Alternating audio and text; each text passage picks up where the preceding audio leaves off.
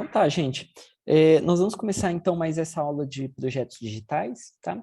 E hoje nós vamos falar de atrasos da lógica digital usando o CMOS, tá?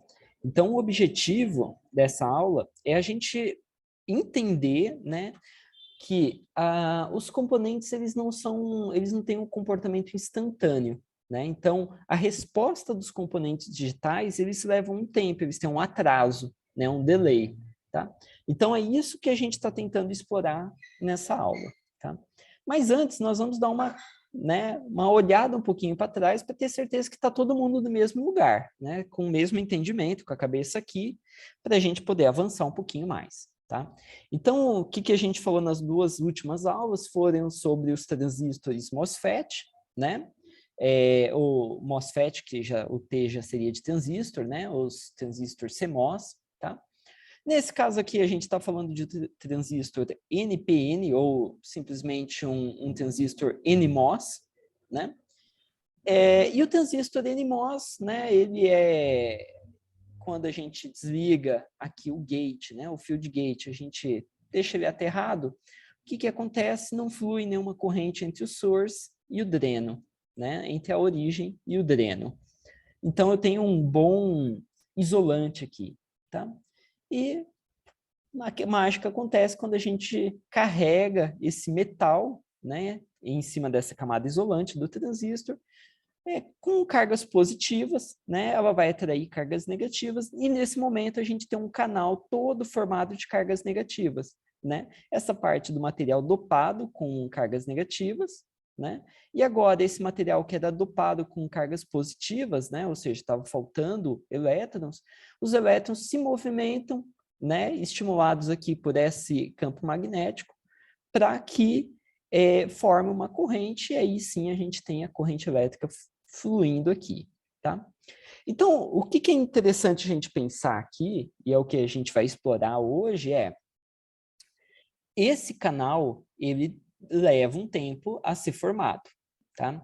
A gente poderia tentar ir no nível físico disso, no nível químico disso, e conseguir fazer uma fórmula, né? Então, tem toda uma teoria por trás para a gente calcular quanto tempo esse canal leva para ser formado, qual a corrente que começa a fluir no início e depois essa corrente aumenta, tudo mais, tá? Mas, realmente, nosso foco aqui é para cientistas da computação, né? Então, nós não estamos interessados nesses detalhes físicos tão baixo nível, mas nós queremos entender qual que é o comportamento disso daqui, tá? Então, a gente está tentando entender mais sobre o comportamento, e menos sobre fórmulas, tá? Dominar isso daí na ponta do lápis, tá? Joia. Então, lembrando, né, a simbologia do NMOS, as que a gente está utilizando são essas daqui, né? Então, o NMOS ele não tem a bolinha, o PMOS tem a bolinha. Então, o NMOS ele fecha o circuito quando existe carga aqui no gate, né? E o PMOS ele fecha o circuito quando o gate está descarregado, né? Está aterrado, por exemplo. Tá? Maravilha. Então, a gente, né, pode relembrar um pouquinho da aula passada, que a gente falou sobre portas lógicas implementadas com CMOS, né? E essa porta lógica, vamos dar uma olhada no que ela faz, né? Então, parem um pouquinho e pensem aí o que será que essa porta faz. Então, assim, algumas coisas nós já podemos olhar para esse circuito com o CMOS, e a gente pode fazer algumas afirmações já, né, de cara. Primeiro, a gente viu que nós não conseguimos fazer portas positivas com CMOS, né? Ou seja, implementar uma porta AND ou uma porta OR, que são lógicas positivas, não é possível com o CMOS. Eu vou ter que fazer um NAND e depois inverter, né? Então, a gente pode olhar aqui, bom, será que tem um circuito aqui inversor, embutido? Não, não tem. Então, AND e OR, podemos riscar da lista. Bom, para ser um inversor, a gente também não estamos bem para ser um inversor, né? Porque nós temos duas entradas, o inversor só tem uma entrada, nós temos apenas uma saída, então, né, poderia talvez ser dois inversores. Bom, também não, né? Mas a gente pode analisar o circuito, que aí a gente para de achismo e a gente pode chegar num entendimento realmente, né? Então, a gente pode pegar aqui com o auxílio da tabela verdade, analisar cada caso. Então, 0, 0, o que acontece com 0, 0? Se eu tenho 0 aqui e 0 aqui, né? São dois transistores do tipo P, ou seja, eles fecham o circuito quando eu tenho 0 no gate. Então, ou seja, está passando corrente tanto por aqui, tanto por aqui, né? Então, nesse caso aqui, o que está sendo propagado para a saída? O VDD, né? Ele está fazendo esse caminho e está indo para a saída, ou seja, a saída está sendo 1, né? Maravilha. O que mais nós temos aqui? Então, a primeira é a saída 1, tá? Agora, se eu tiver 0, 1, se eu tiver 0, 1, o que acontece? Bom, eu tenho 0, novamente o VDD está passando por alguma das partes. O A está igual a 0, então o VDD continua passando, tá? Maravilha. Claro, a gente poderia fazer análise olhando o outro lado, né? Para ver se está tudo em dia mesmo, né? Se isso aqui não é um circuito defeituoso, né? Ou seja, se o A está em 0, esse cara aqui está interrompido, esse transistor, esse segundo transistor aqui do pull down, né? Então, o ground não está sendo propagado aqui, né? Ele está parando porque o A não permitiu a propagação, tá? Maravilha. Então, nós temos até agora 1 e 1. E aí, o caso onde o A é igual a 1 e o B é igual a 0 é o inverso, então a gente leva a 1 também, né? E o caso onde nós teríamos 1 e 1, o que acontece? Esse cara está interrompido, esse outro está interrompido, esses dois estão fechando o circuito, por isso o ground está sendo propagado, por isso o 0 está aqui na saída, tá? Então, se a gente lembrasse, se a gente conseguisse lembrar, né, que o AND teria 1 aqui, 0, 0, 0, a gente pode ver que nós estamos invertendo uma porta AND, ou seja, a gente tem uma porta NAND, né? Então, maravilha. Isso daqui é interessante, né? A gente parar realmente e tentar descobrir qual que é a porta para a gente levar a nossa mente para essa parte do conhecimento. Tá? Maravilha. Então, avançando um pouquinho, é uma NAND, ótimo. Tá? Vamos falar agora dessas redes de acionamento do CMOS. Tá? Novamente, revisando. Tá? Transistor P, ele transmite muito bem nível lógico 1, enquanto o transistor N transmite muito bem nível lógico 0, ou seja, ground, né? E por isso, então, eles são utilizados devidamente na rede pull-up e pull-down, né, respectivamente. Então, o transistor do tipo P é na rede pull-up e o transistor do tipo N na rede pull-down, tá? O que vai conectar com o ground. Maravilha. Então, a gente viu que tem uma receitinha para gerar porta CMOS ou circuito CMOS, que uma forma de começar é ou pela rede pull-up ou pela rede pull-down. Tá? O pessoal costuma começar pela rede pull-down. Por quê? Bom, porque é o seguinte, eu pego a função que eu quero implementar e eu faço a inversa dela. Né? Então, eu inverto a função que eu quero, então é F invertido, e eu inverto tudo aqui. E aí eu chego, por exemplo, nessa nova formulação aqui, né, com a álgebra booleana. A, I, B ou C. Maravilha. E aí eu implemento isso daqui com os transistores, tá? Lembrando que toda vez que eu tiver ou, né, eu vou fazer redes em paralelo. Toda vez que eu tenho E, eu faço uma rede em série, né? Ou seja, essa parte entre parênteses tem que ser verdade e essa parte em A tem que ser verdade para que o ground se propague. Né? Então, essa que é né, a ideia mental aqui para a gente fazer a rede pull-up e pull-down. Tá? Então, fizemos a rede pull-down. O segundo passo é fazer a rede pull-up. Né? Se nós utilizamos aqui, lembra, o ground sempre com NFETs, agora a gente faz a rede de pull-up com PFETs. Tá? Ou seja, transistores do tipo P, PNP. Tá? E aí, o que nós vamos fazer? Na verdade, nós vamos fazer uma rede complementar a essa. Uma rede complementar seria o seguinte, tudo que está em paralelo vai se transformar em série, tudo que está em série vai se transformar em paralelo, tá? Então, nota, o A e essa outra parte estava em série, agora o A vai ficar em paralelo com essa outra parte, né? O B e o C estavam em paralelo, o B e C agora vão ficar em série, tá? Fizemos a rede pull down, fizemos a rede pull up, agora a gente combina essas duas redes, tá? E aí nós podemos fazer a tabela verdade para ter certeza que está correto, né? E comprovar que nós nunca temos o acionamento da rede pull up e a rede pull down ao mesmo tempo, porque isso ia significar um curto-circuito, né?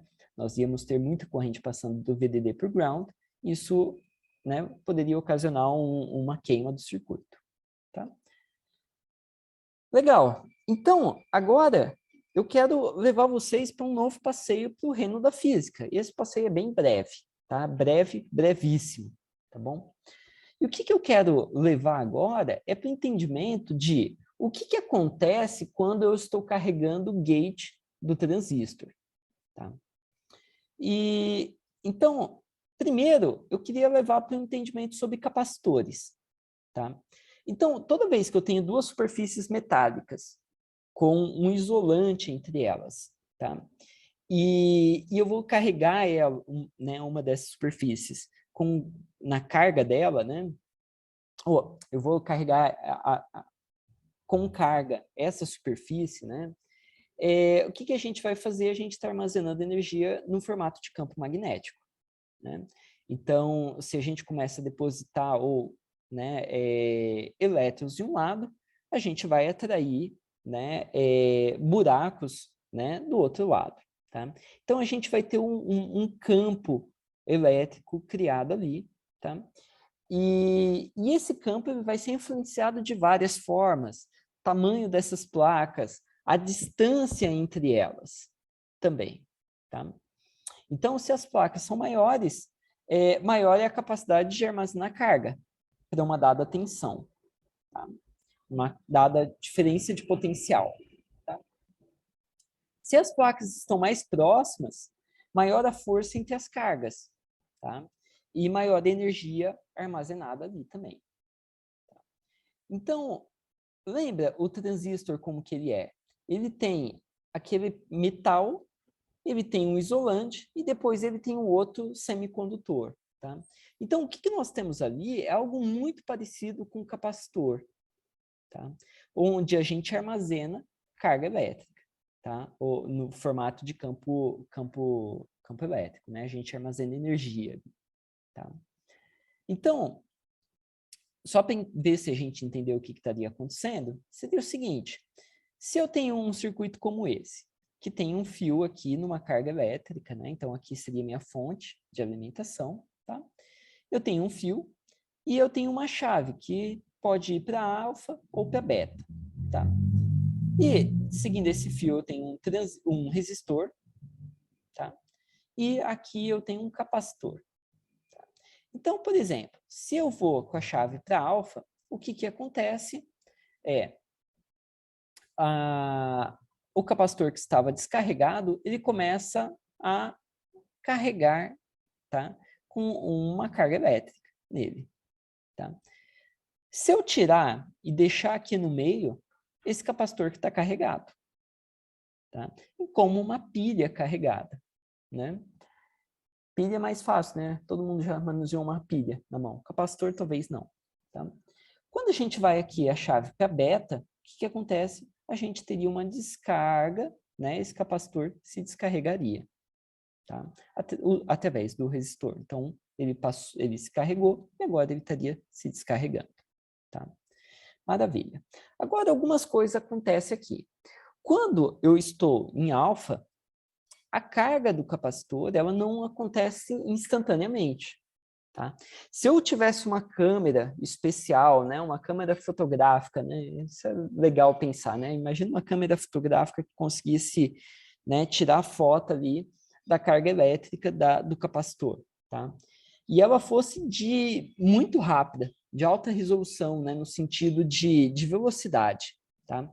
Então eu tiraria várias fotos e eu começo a olhar. O que a gente ia ver é que o capacitor não se carrega instantaneamente. ele começa a se carregar até que ele atinge o pico de carga dele. A partir daquele pico, ele não se carrega mais, né?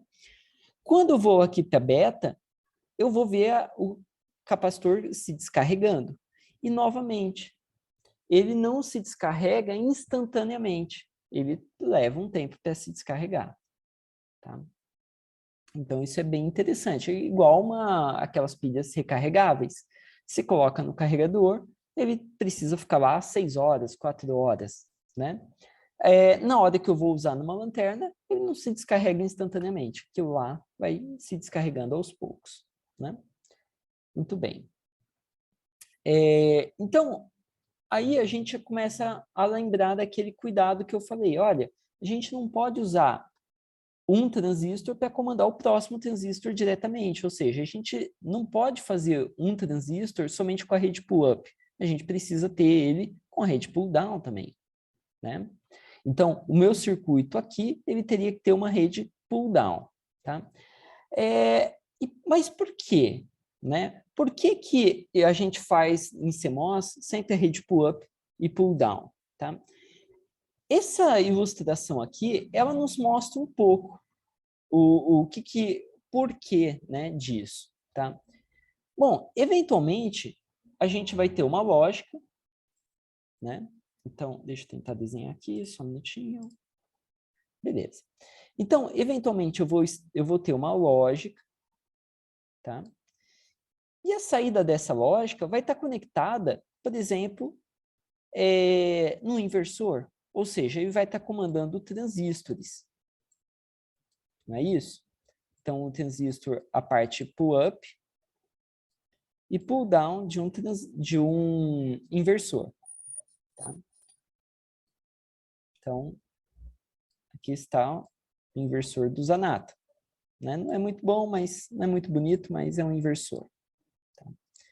Então, a gente tem que lembrar que a nossa lógica CMOS, ela vai estar comandando outros transistores de lógica CMOS. Tá? E esses transistores, eles têm esse efeito de capacitância, né? Aqui no gate.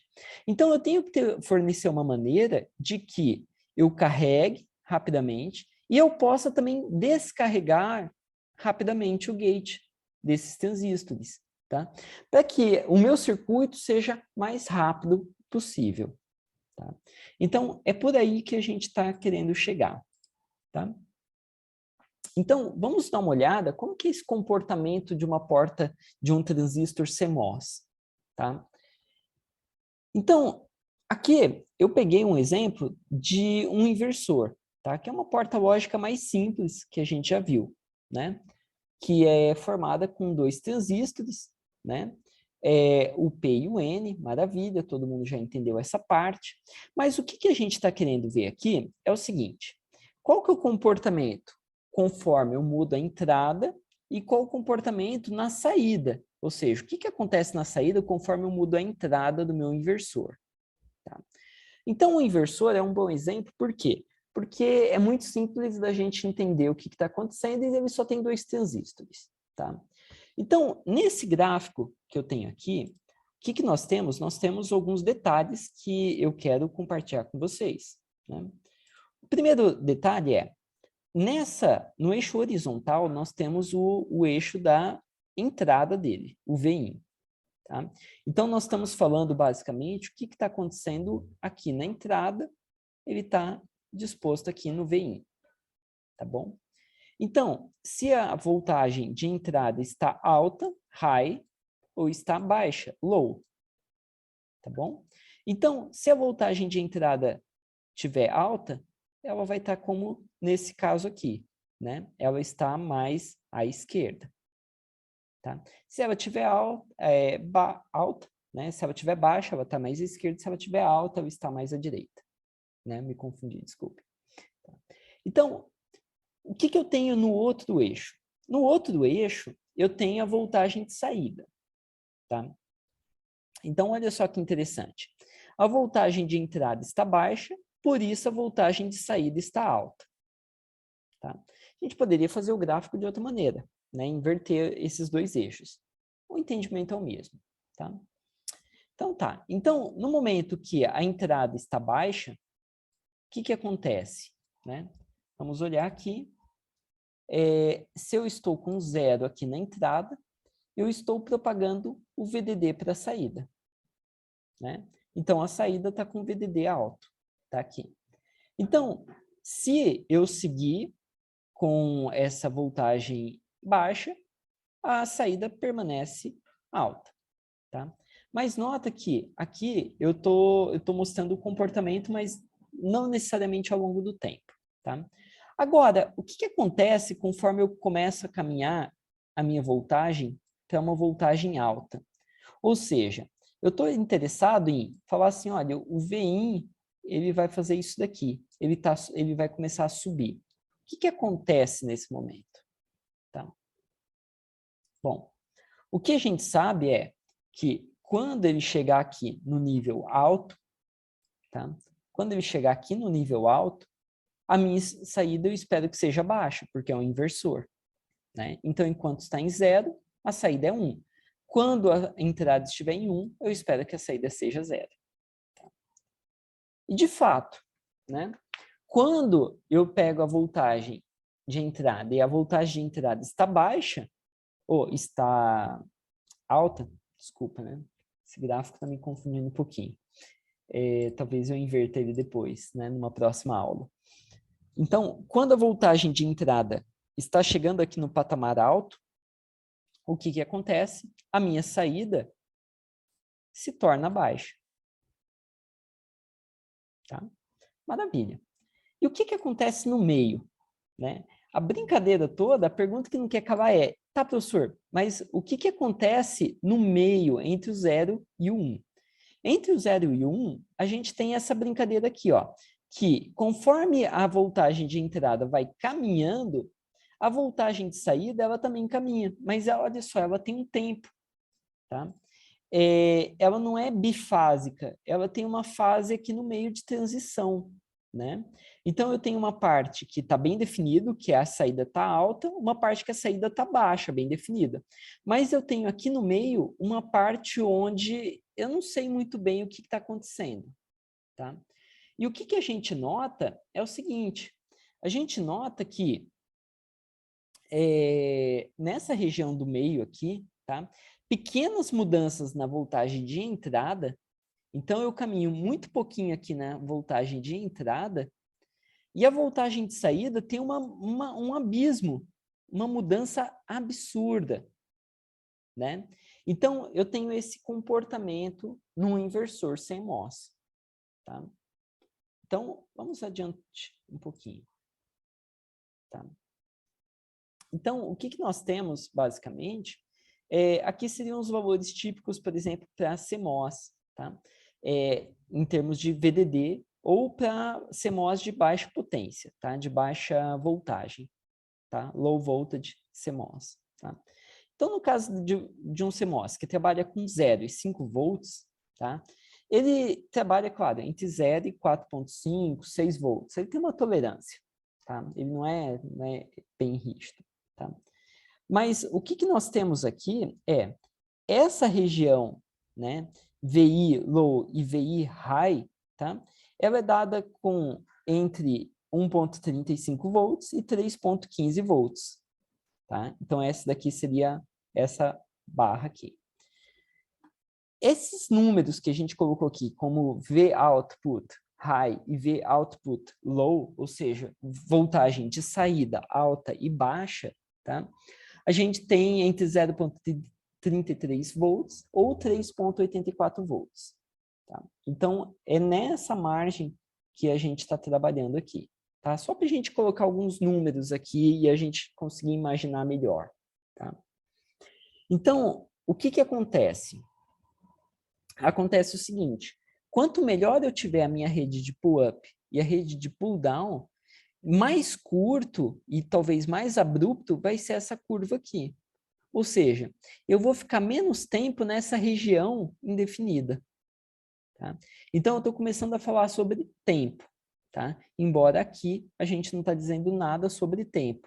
Nesse primeiro gráfico, o que a gente está trazendo de entendimento é como que a saída varia conforme eu mudo a entrada. Tá bom? Maravilha. Falando agora sobre o atraso, sobre o tempo realmente, tá?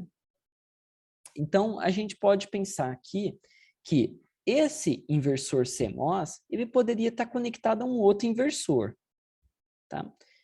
Professor, mas ele poderia estar conectado a uma porta lógica, ele poderia estar conectado a infinidade de portas lógicas. É verdade, tá? A gente vai tratar sobre isso. Mas vamos imaginar que é um inversor conectado a outro, tá bom? Então, lembra, o inversor aqui dentro, ele é igual a esse, é idêntico a esse daqui, que nós estamos vendo um aberto e um fechado, vamos dizer assim, né? Um com o esquemático todo exposto e o outro não exposto, tá? Agora, o que é interessante aqui é a gente pensar nesse inversor como se fosse um capacitor, tá? Então, o que vai acontecer aqui? Tá? Então, vamos pensar nele como se fosse um capacitor. Por que o capacitor? Porque ele tem os gates aqui que se carregam, né? Maravilha. Então, na hora que eu tenho a entrada zero, o que eu estou fazendo aqui? Eu estou fazendo o seguinte, eu estou pegando a carga VDD que está passando aqui por esse PNP, por esse transistor P, e ele está servindo, ele está fornecendo carga para carregar esse capacitor, né? Até que a entrada fica fixa em 1. Quando eu estou com a entrada igual a 1, o que eu estou fazendo? Na verdade, a rede pull-down, ela está servindo como uma pequena resistência para descarregar esse capacitor. Tá? E tem uma pequena resistência, porque, como eu falei, aquele canal no transistor demora um pouco a ser formado. Tá? Então, eu vou ter uma descarga e quando descarregar totalmente, a saída fica em 0. Tá? Então, nota que, por isso que não é instantâneo, porque eu tenho que descarregar esse capacitor ou essas cargas que eu estava ali para frente. Tá? Maravilha. Então, a gente chega aqui à introdução desse conceito que é atraso de propagação da minha lógica. Tá? Agora sim, eu estou falando em termos de tempo. Tá? Então, esse gráfico que que eu estou começando a desenhar aqui, tá? No eixo horizontal é o tempo. Tá? E o que eu tenho aqui é, eu tenho a entrada, tá? A entrada aqui em cima. Opa. E aqui eu tenho a saída dessa porta lógica, que é o meu inversor. Tá? E esse out aqui ficou bem mal feito, então vamos fazer de novo, né? Tá? Então, maravilha. Então, olha só que interessante. Eu peguei e comecei a variar a voltagem de entrada, subi ela, né? Como eu disse, ela, né, não acontece instantaneamente. Claro, isso daqui poderia ser mais rápido, professor? Poderia, tá? Mas, olha só, a partir do momento que ela estabilizou como 1, a entrada estabilizou como 1, ela demora um tempo para que a saída se estabilize como 0. Tá? Então, eu tenho isso daqui, ele vai fazer parte do meu cálculo do tempo de propagação.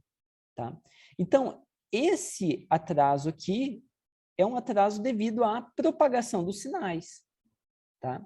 A propagação da carga, de ativar o transistor, tudo isso que a gente viu. Tá? Carregar o gate do transistor para que ele feche o circuito e depois descarregar as cargas. Ou seja, eu estou drenando as cargas que estavam aqui. Tá? Maravilha. Se eu fizer daqui a pouco o inverso, eu pegar a entrada e baixar ela para 0, nota, ela não é instantânea, mas a partir do momento que eu entendo que ela está em 0, no 0 lógico, ou seja, eu passei por aquela voltagem linear, né? Ela também demora um tempo até que o VDD seja propagado para a saída. Tá?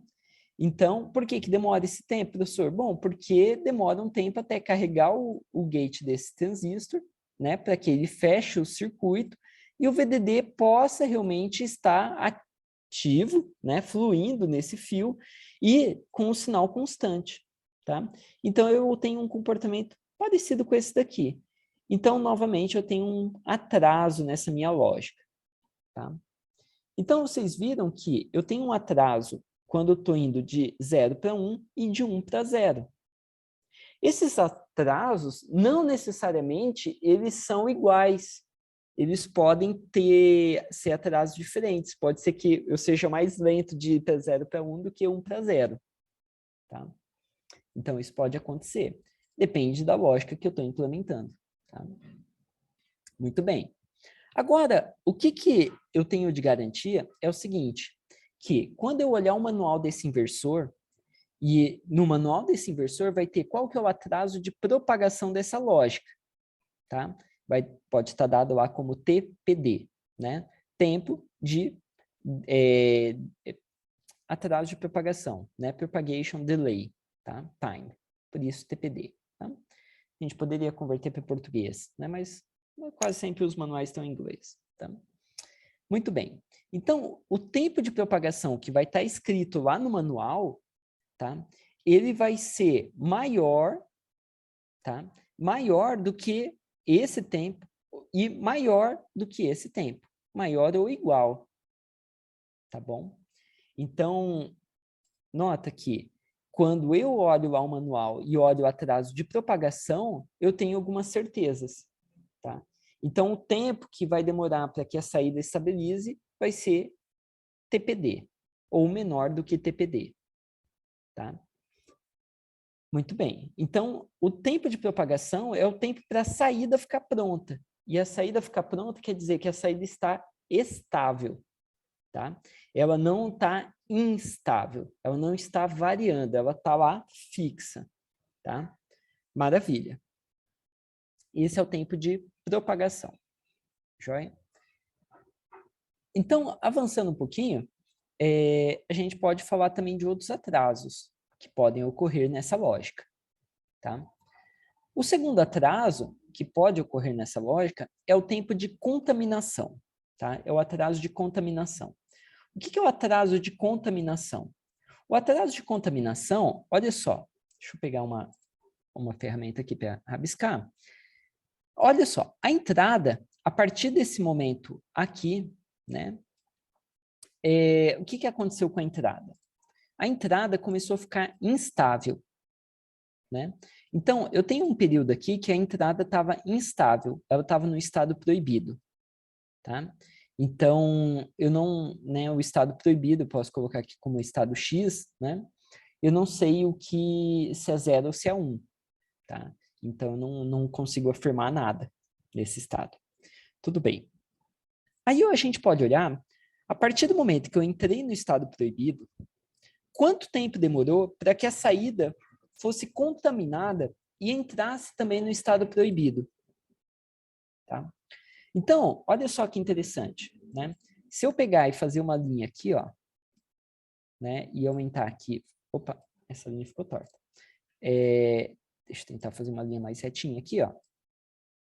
Olha só que interessante. Nós temos um período de tempo, tá? Nós temos esse período aqui, ó, que eu variei a entrada, mas a saída ficou constante ainda. Ela ficou fixa. Daqui a pouco, ela foi contaminada. Então, basicamente, se eu quiser usar, sabe, eu quero usar todos os truques possíveis que eu tenho na minha manga, tá? Então, eu posso usar esse período de tempo aqui, eu ainda posso usar o sinal de saída, com segurança. Né? Porque ele estava fixo ainda no valor anterior, mesmo que a entrada mudou. Tá? Agora, a partir do momento que ele é contaminado, eu já não posso usar mais o sinal de saída para nada. Né? Então, o sinal de saída poderia estar alimentando uma outra lógica. E naquele tempo, até o tempo de contaminação, tudo bem. A partir do tempo de contaminação, ou seja, a partir do atraso maior que o tempo de contaminação, a saída também ficou instável. Tá? Então, ela ficou num valor, numa faixa proibida. Tá? E por quanto tempo ela fica, né, nessa faixa proibida? Bom, depende de várias coisas, depende do tempo de propagação, por exemplo. Tá? Quanto tempo que o sinal demora para se propagar. Tá? Então, o tempo de contaminação é esse tempo que demora para contaminar a saída e a saída ficar instável também, né? A entrada começou a variar, aí a saída começa a variar, e aí eu não posso mais usar o sinal, tá? Então, esse é o atraso de contaminação, tá? E o atraso de contaminação, ele está lá no manual do inversor, quando vocês vão comprar um inversor na padaria, né? Opa, me vê um inversor, eu quero com manual. Ah, pois não. Aí você vai olhar lá qual que é o Contamination Delay Time, né? Ou TCD, ou atraso de contaminação, né? E o atraso de contaminação, ele é meio que assim, ele vai dizer o limite inferior, tá? Ou seja, qual que é o intervalo aqui que leva menos tempo para contaminar a saída? É durante 0 para 1 ou durante 1 para 0? Né? Aqui a gente está com o inversor, ele só tem esses dois estados, né? 0 para 1 ou 1 para 0. Agora, pense numa porta AND, com duas entradas. Eu tenho que ver quando que o A varia, quando o B varia. Então, eu tenho que ver todas as combinações de variação possível, tá? Todos os estados possíveis que minha lógica está suscetível, e ver qual que é o menor intervalo que a saída já se torna contaminada. Tá? E aqui o while é o que está escrito no manual como tempo de contaminação. Tá? Então, é o tempo mínimo, né, que vai demorar para as saídas ficarem inválidas. Tá bom? Então, novamente, por que ele é importante esse tempo de contaminação? Porque esse tempo de contaminação me diz o seguinte, ele me diz, olha, se a entrada variar, eu ainda posso utilizar a minha saída com segurança por algum tempo. Que tempo? O tempo de contaminação. Tá? Então, essa que é a importância do tempo de contaminação. Maravilha. Então, avançando um pouquinho aqui, a gente tem um contrato de serviço. Tá? O contrato de serviço é assim, quando a gente compra um componente digital, né, usando, por exemplo, lógica CMOS ou TTL, né, um circuito digital, ele vai ter o atraso de propagação dele e o atraso de contaminação. Tá? Então, eu tenho um atraso onde a entrada mudou e aí ele demora até que a saída comece a mudar também, né, que é o tempo de contaminação. Eu tenho o atraso, que é a entrada mudou e ela está firme já, né? Ela tá sólida, vamos dizer assim, tá? Tá, quanto tempo demora para a saída ficar num estado consistente? É o tempo de propagação. Maravilha, tá? Agora, o que a gente tem aqui? Nós temos um estado aqui onde nós não podemos fazer promessa nenhuma quanto à saída. A saída ela não pode ser utilizada com segurança nesse estado aqui do, né, que eu coloquei como esse x, x, x, x. Tá? Então, a saída nesses dois pontos, ela não está constante, né? Ela não está estável. Então, eu estou no estado proibido. Tá? Professor, mas essa saída está conectada em outro circuito. É verdade. Então, nota, o outro circuito, ele vai começar a sofrer uma variação, né? E aquele circuito vai ter um tempo que ele vai contaminar ele também. Ele vai ter um tempo, depois do sinal de entrada, estar estável para que ele estabilize, né? Então, a ideia aqui é a gente pensar, essa porta inversora, ela não está sozinha no circuito, ela está conectada em outra parte do circuito, tá? Então, os tempos de contaminação e propagação de uma porta, ele vai influenciar todo o circuito restante, né? Ele vai ter um impacto em cascata nos demais circuitos. Por quê? A partir do momento que a saída desse inversor ficar no estado proibido, ficar instável, né? Ela vai criar instabilidade no restante do circuito, né? Depois de um tempo de contaminação do restante do circuito. Então, eu consigo pensar o seguinte, se eu tenho uma porta conectada a outra, conectada a outra, conectada a outra, conectada a outra, depois que a primeira começou a variar, quanto tempo demora para a última ficar estável? né? Então, a primeira estabilizou, a entrada da primeira estabilizou. Quanto tempo demora até a última estabilizar? Ou ainda a gente pode pensar, quando a primeira fica instável, quanto tempo demora para essa instabilidade chegar na última? Né? Então, isso daí a gente está interessado. Tá? Muito bem. Então, vamos pensar nesse circuito combinacional aqui, que ele não tem um ciclo, né? É só um circuito puramente combinacional. Tá? Nós não temos nenhum efeito de realimentação nesse circuito. A gente vai ver mais para frente isso. Mas, nesse circuito aqui, se eu tenho as portas NAND, só tem portas NAND aqui, tá? Essa bolinha aqui é para denotar que é uma porta NAND. Não é a melhor ilustração que eu já fiz, mas funciona, tá?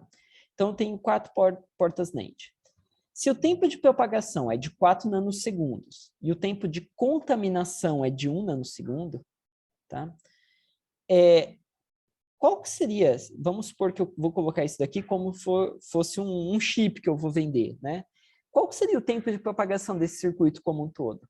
Qual que seria o tempo de contaminação desse circuito como um todo? Então, pensem um pouco aqui. Qual que seria o tempo de propagação e o tempo de contaminação? Tá? Então, o tempo de propagação é o maior tempo que demora para a saída se estabilizar. O tempo de contaminação é o menor tempo para eu gerar instabilidade na saída.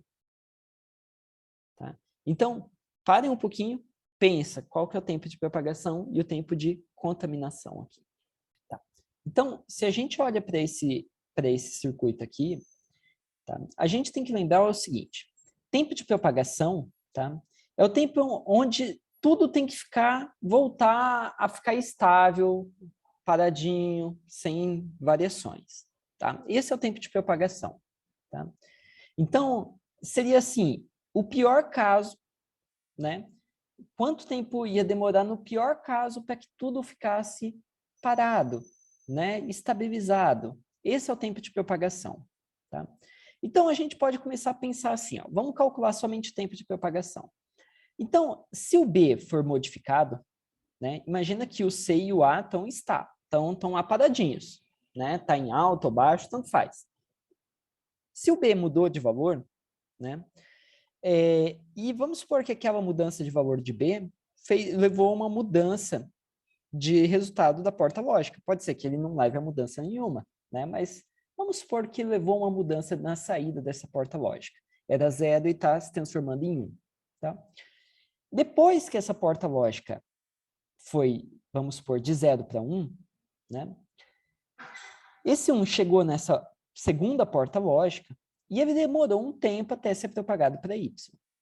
Então, o caminho, né, o do sinal por aqui, tá?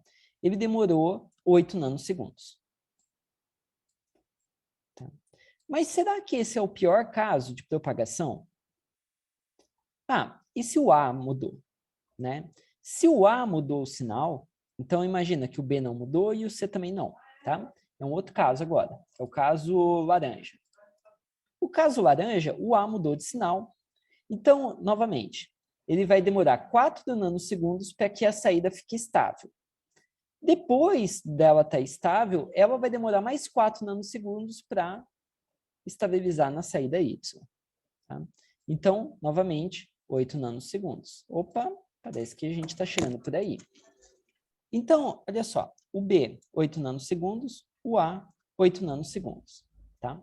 Agora, o que acontece se o C variar? Se o C estiver variando, eu vou demorar 4 nanosegundos para propagar. Depois, se eu demoro mais 4 nanosegundos, a gente já está acumulando 8 nanosegundos. E depois, só então que o Y vai propagar, né? E vai ficar estável. Então, esse caminho aqui demorou 12 nanosegundos. Então, o que eu quero dizer é o seguinte. Esse circuito aqui, né, que a gente está olhando para ele, nós não podemos utilizar a saída dele se alguma entrada mudou antes de 12 nanosegundos. A gente não, sabe, ela não está, não uma saída verdadeira até que eu espere 12 nanosegundos. Tá? Ah, se eu ligar, acabo de ligar meu sistema. pelo menos 12 nanosegundos para que a saída esteja estável. Eu mudei uma entrada, 12 nanosegundos. Tá? Ah, professor, mas espera lá. Tem um caminho ali que demorou só 8 nanosegundos. É verdade, mas a gente está pensando sempre no pior caso. Tá? Então, o tempo de propagação é 12 nanosegundos para que eu possa utilizar com segurança o sinal. Tá? Esse é o tempo de propagação. Tá?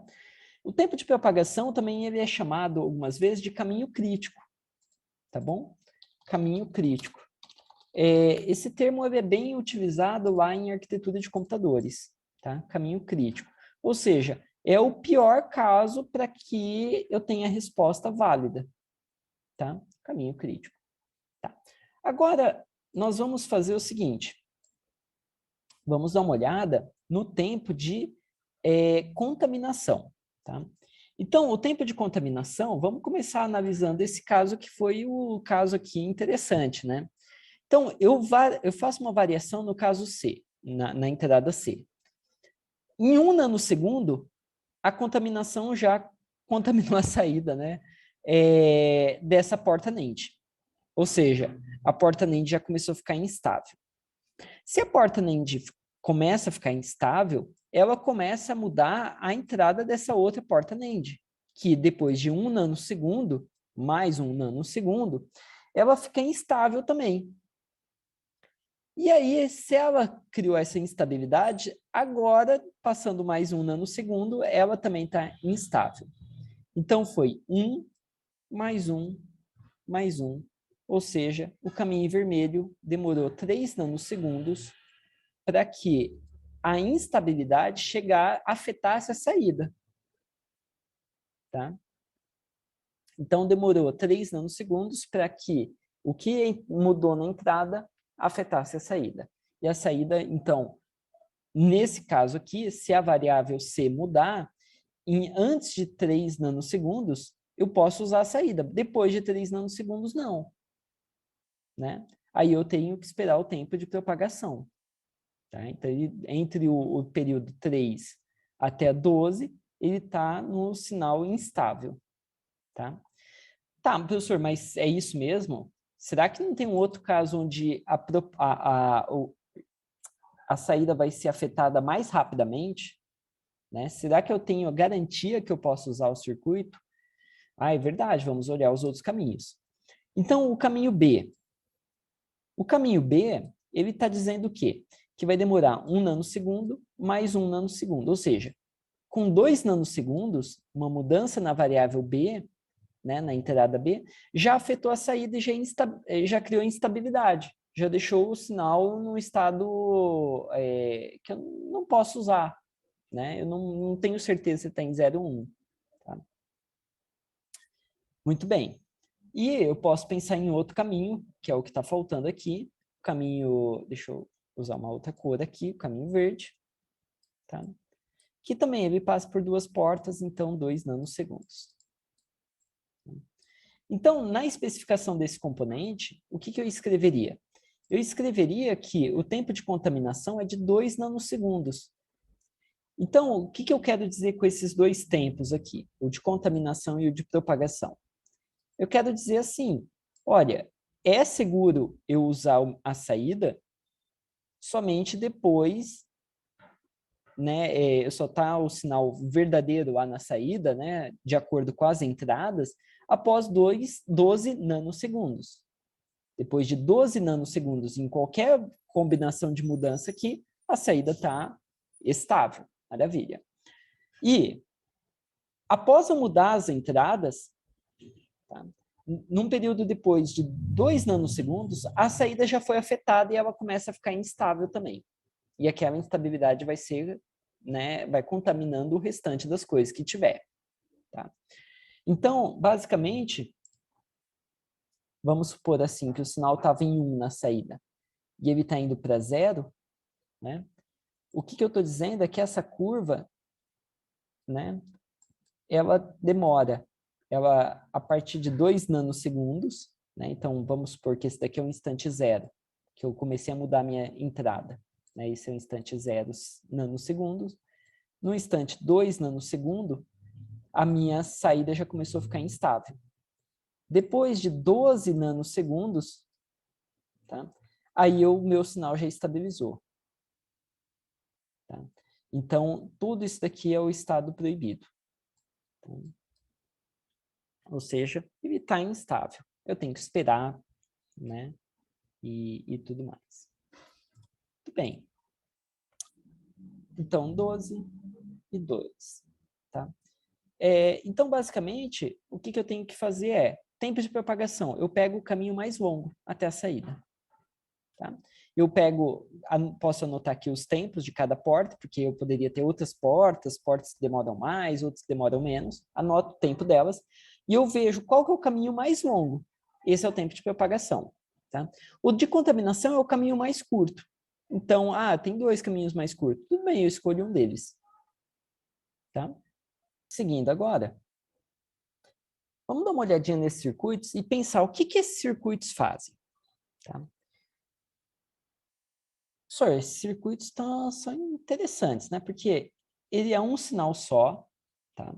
É um sinal de entrada, tá? Então, deixa eu pegar aqui uma caneta para escrever. Então, ele tem um sinal de entrada, um sinal A, e um sinal de saída. Tá? Esse sinal A, ele vai ser propagado por uma porta desse end, vai ser invertido e propagado pela outra porta do end. Né? Então, alguém poderia falar assim, olha, se o A for igual a 0, né, o que eu vou ter aqui? Eu vou ter 1 e 0. Opa. O B vai ser o quê? Com 1 e 0, o B vai ser igual a 0. Se o A for igual a 1, o que eu vou ter no B? Vou ter 0 aqui e 1 aqui embaixo. Uma porta AND não ativa, fica 0. Então alguém pode falar, professor, parabéns, você tem um grande circuito que faz exatamente nada. Né? Ele é um circuito que é a mesma coisa de eu ter ligado no fio terra. Né? Você comprou 2 portas lógicas e você acabou desperdiçando elas. Né? Mas agora que nós temos esse conhecimento que as coisas não são instantâneas, a gente precisa usar esse conhecimento. Tá? E a gente vai analisar isso daqui, então, com aquele gráfico de forma de onda. Tá? Opa! Então, usando o gráfico de forma de onda, o que a gente tem? Olha só que interessante. Eu liguei meu circuito, tá? No começo aqui da barra horizontal, então o que eu tenho aqui ao longo do tempo, tá? O tempo está correndo para cá, nesse meu gráfico, tá? É um gráfico desenhado sob tabela, tá bom? Joia. Então, o sinal A, vamos supor que ele estava instável e agora ele ficou em 0. Maravilha. Ele ficou em 0 por algum tempo. Daqui a pouco, ele ele contamina a saída do meu inversor. E aí o inversor começa a ficar nesse estado instável. Tá? Então, todo esse estado aqui, tá? As ferramentas de ilustração, elas costumam encher de xizinho assim. Ó. Tá? As ferramentas de design de circuitos. Tá? Porque ficou instável. Maravilha? Depois de um tempo, o A, ele estabiliza. E aí ele fica em 1. Tá? Então, olha só que interessante. Nesse período, se a gente tirar uma foto aqui, essa primeira foto, de verdade, eu tenho o A sendo 0 e o A invertido sendo 1. Professor, mas no início eu também tinha 0 e 0. Tá, mas é porque eu estava ligando o circuito. Né? Então, todo mundo estaria em 0. O AND também estaria em 0. Né? Tudo bem. Aí, vamos fazer o seguinte. O sinal está estável, maravilha. Agora o A mudou. Né? Nota que aqui, ó, o A está fazendo uma mudança. Tá? O que acontece? Demora uma bolinha, um quadradinho de tempo e, novamente, o sinal ficou instável. Né? O sinal do inversor. Tá? Tá instável. Maravilha. Agora, tem um tempo que é o tempo de contaminação. O tempo de contaminação, qual que é? É esse tempo aqui, ó. O tempo que a entrada mudou, né, ó. melhor dizendo, né? Seria, deixa eu ver se eu consigo mudar aqui, acho que eu não vou conseguir mudar. Aqui. Seria esse tempo aqui, ó, né? Que demorou para contaminar. A entrada mudou e demorou para contaminar. Tudo bem. E olha só o que acontece. Nesse período aqui, o A estava em 1, o A invertido estava em 1, e o A estava em 0 e foi para 1. Então, eu tenho uma janela de tempo onde o que vai acontecer? O A e o A invertido estão valendo 1. E olha só o que aconteceu com o AND. O AND ele vai para cima, ele dá um pulso, ele fala, opa, estou em 1. E daqui a pouco, né, as duas entradas do AND recebem o sinal 1. Né?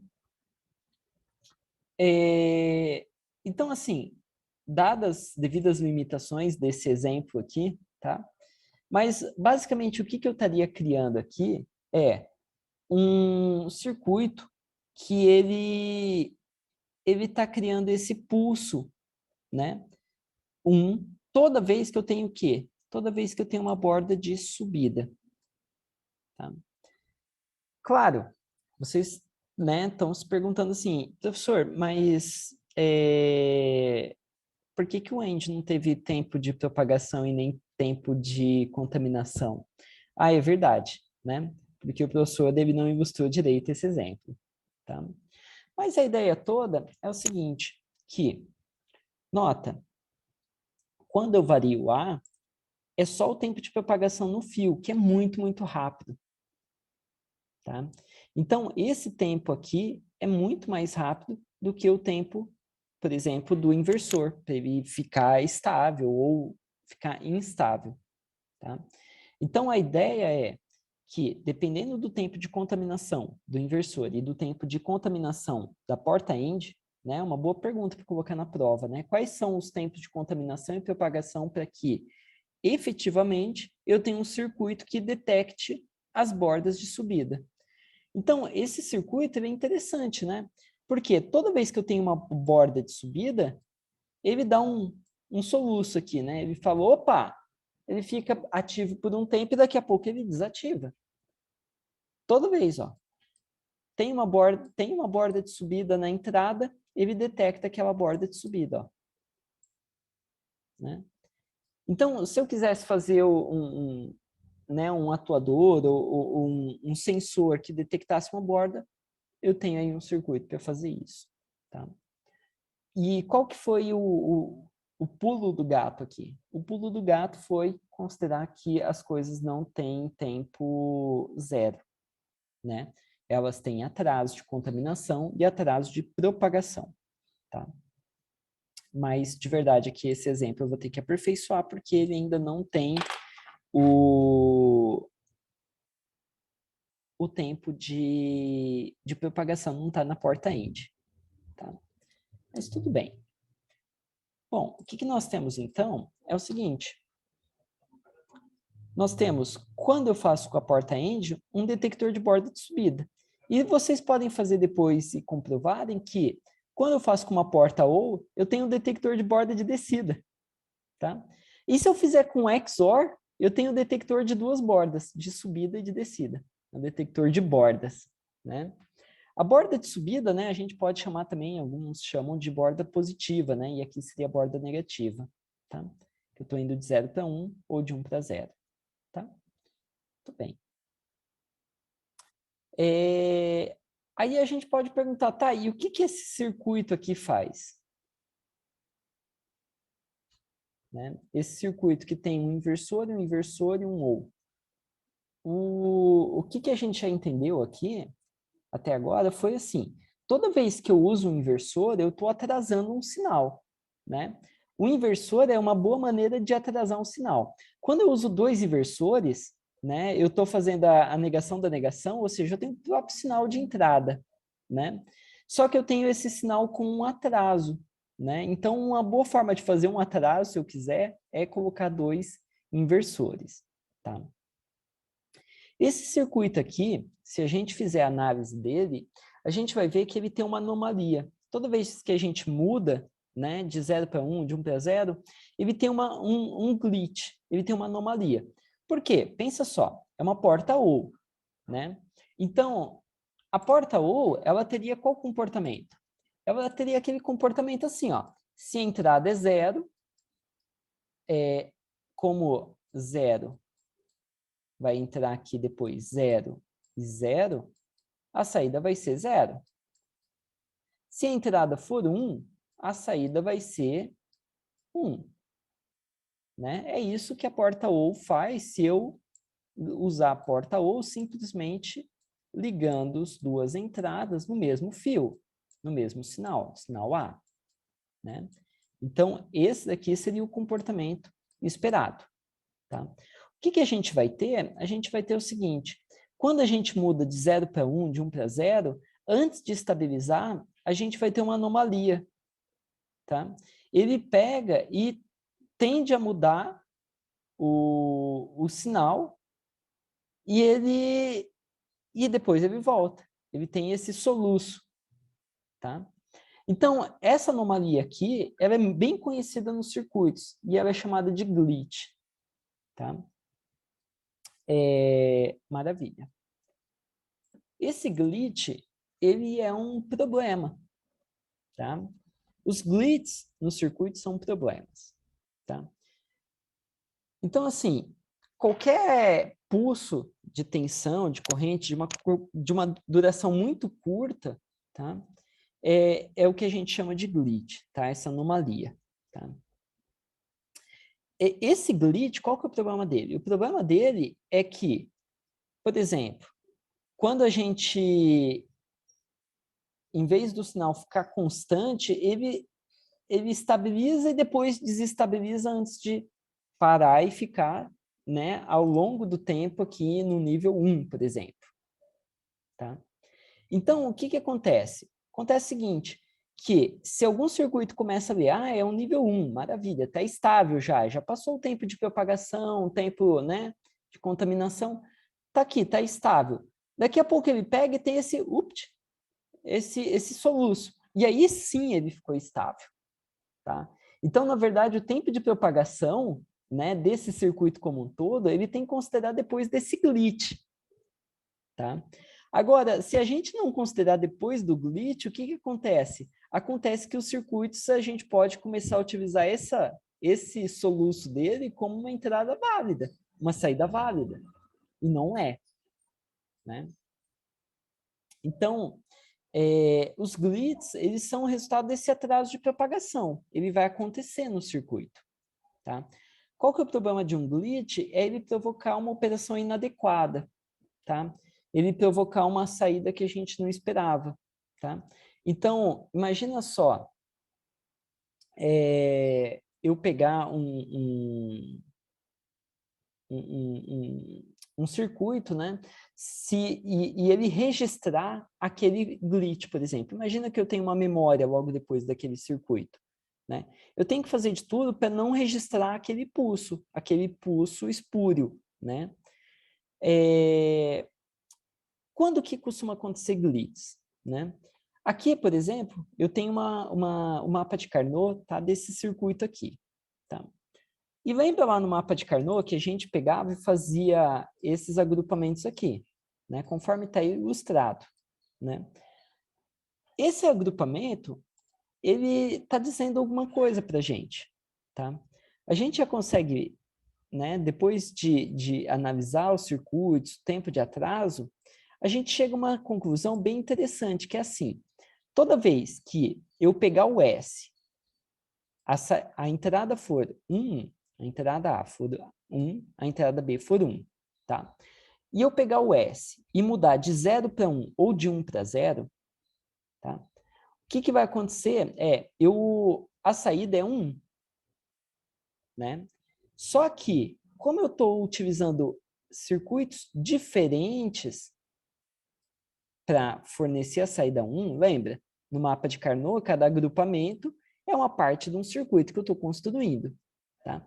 Como são circuitos diferentes que geram o 1 de saída, aqui eu tenho uma grande chance de ter um glitch. Então, olha só que interessante. O S mudou, o A e B está em 1. E eu espero que, olhando o mapa de Carnot, eu esperaria que a saída ficasse constante em 1, mas não é o que vai acontecer, tá? Ele vai provavelmente sofrer um glitch, tá? Então, olhando o mapa de Carnot, a gente consegue identificar essas situações, onde a gente esperaria um sinal constante e ele tem um pequeno pulso. Por que esse pulso? Por causa do tempo de propagação, tá? Professor, tem como fazer alguma coisa a respeito? Né? Eu quero tentar eliminar esses glitches, né? Eu quero que quando vá de 1 para 1, que fique estável, né? Imagina assim, que eu estou usando, por exemplo, esse circuito para controlar o elevador, né? E quando eu mudo a entrada S, o elevador não deveria tomar atitude nenhuma, ele deveria seguir pelo que ele está seguindo, ele está fazendo a sair, né? Ele está recebendo o sinal 1. Imagina que o elevador ele dá né, tipo, vai para 0, né? Ou seja, ele para um pouquinho o motor e depois volte. Toda vez que o usuário apertasse o botão para seguir para o mesmo caminho que ele já está indo, né? Então, pode ter alguns comportamentos meio estranhos, assim, tá? Se eu utilizar diretamente essa saída, tá? Uma forma que a gente pode reduzir os glitches é se eu fizer um outro circuito que gera essa saída 1 aqui. Então, eu estou fazendo o quê? Eu estou falando para vocês que se eu colocar mais hardware, né? Ou seja, mais portas lógicas para gerar esse agrupamento aqui no mapa de Carnot, o que vai acontecer? Quando tem uma transição daqui para cá, né? Daqui para cá, por exemplo, né? Ele vai se manter estável. Por que ele vai se manter estável? Porque seria mais ou menos assim, ele está passando de uma lógica para outra. Mas como eu tenho um outro circuito que está gerando a saída 1 nesses dois casos aqui, é como se eu tivesse ainda uma terceira lógica que ela garante a saída estável. Tá? Então, os glitches a gente não vai estudar muito a fundo, mas é importante a gente saber o quê? Que os glitches existem. Tá? Então, toda vez que eu utilizar direto a saída de uma porta, de um circuito combinacional, né, um circuito digital, para atuar alguma coisa, eu tenho que ficar atento, porque eu posso ter esse comportamento, tá? Esse comportamento anômalo. Tá? Muito bem.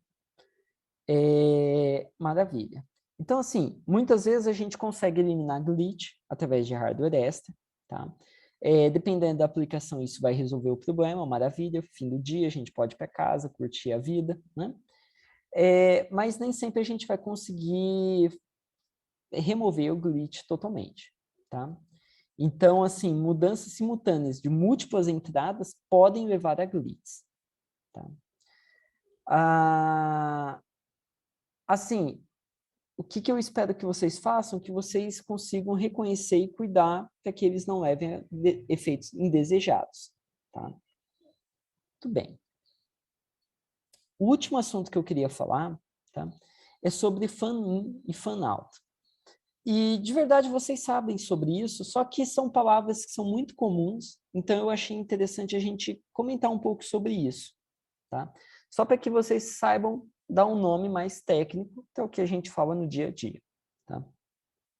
Então, o fan-in de uma porta lógica nada mais é do que a quantidade de entradas daquela porta lógica, ou de um dado circuito, tá? De uma lógica combinacional qualquer.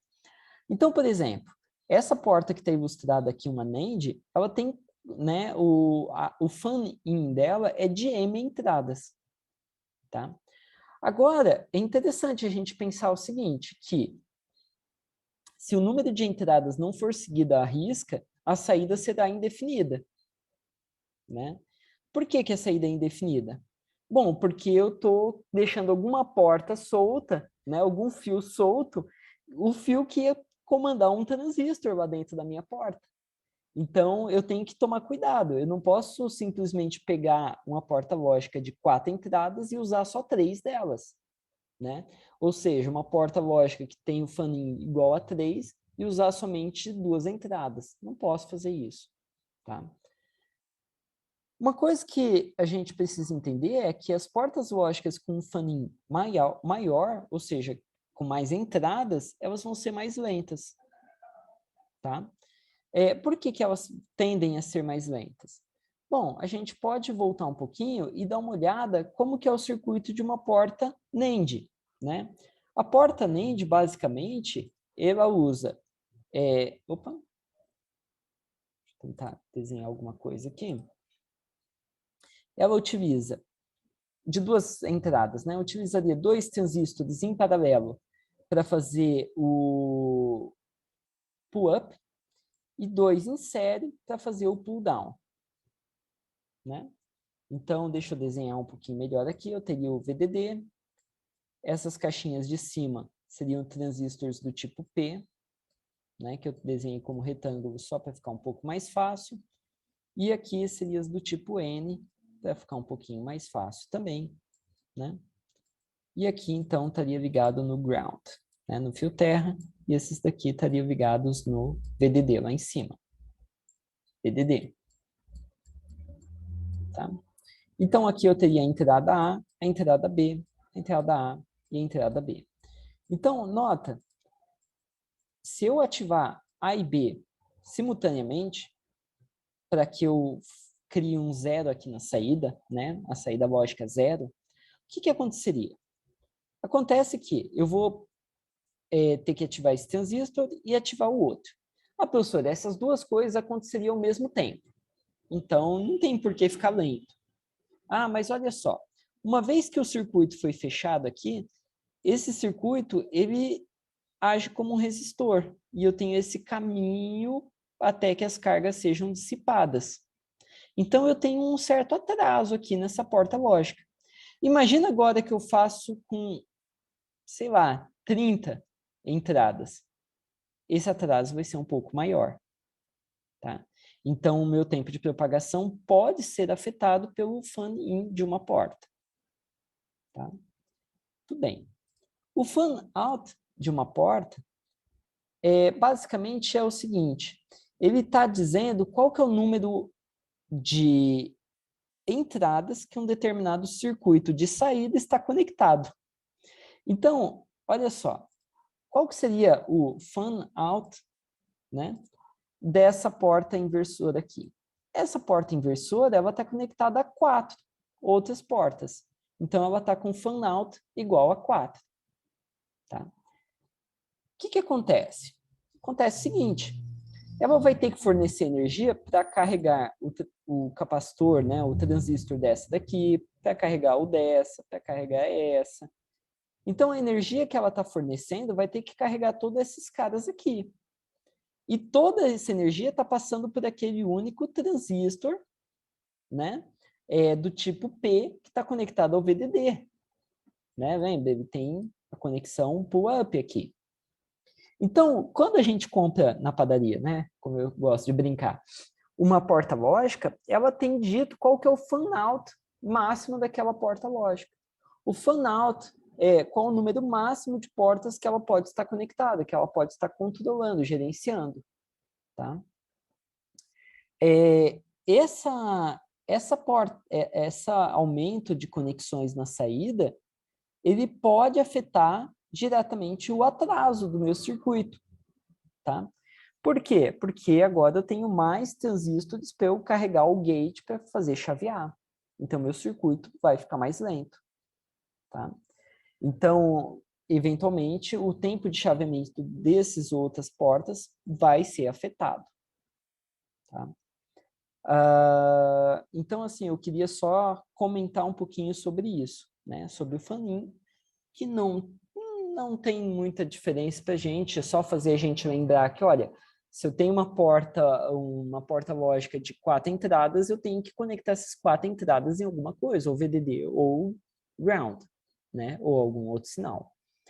E o fan-out, ele tem uma implicação de atraso, que é muito mais clara, né?